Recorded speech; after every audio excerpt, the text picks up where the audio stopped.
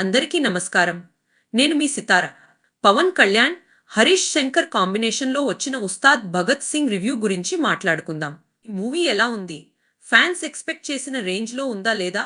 Movie మీద ఉన్న hype అందుకుందా లేదా అన్నది ఇప్పుడు చూద్దాం.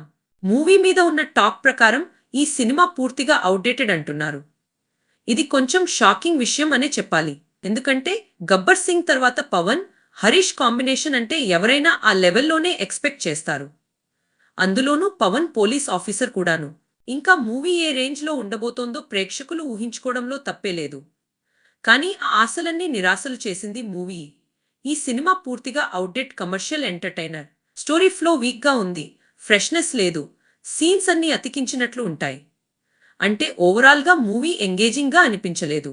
కమర్షియల్ సినిమా అంటే out of the box story అవసరం లేకపోయినా అట్లీస్ట్ ఫ్రెష్ నరేషన్ ఉండాలి. కానీ ఇక్కడ ప్రాబ్లం ఏమిటంటే same old template, predictable scenes, కాబట్టి కొత్తగా ఏమీ ఫీల్ ఇవ్వదు.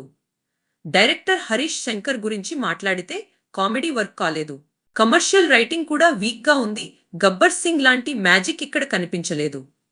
మ్యూజిక్ డైరెక్టర్ తమన్ గురించి మాట్లాడితే బీజీఎం ఎలివేట్ చేయడానికి ట్రై చేశాడు. కానీ సీన్స్ స్ట్రాంగ్గా లేకపోవడం వల్ల ఇంపాక్ట్ తగ్గింది.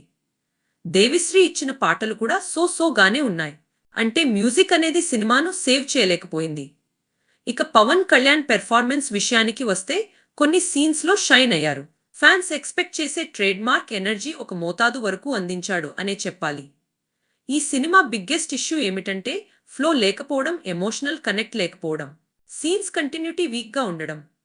ఓవరాల్గా చెప్పాలి అంటే ఉస్తాద్ భగత్ సింగ్ అనేది ఒక అవుట్డేటెడ్ కాన్సెప్ట్తో వచ్చిన మూవీ. కొన్ని ఎలివేషన్ సీన్స్ మాత్రమే వర్క్ అయ్యాయి.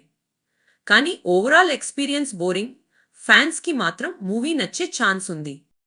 ఈ మూవీకి కినిమార్క్స్ ఇచ్చే రేటింగ్ 2/5. మళ్ళీ ఇంకో రివ్యూతో కలుద్దాం. Signing off. బై.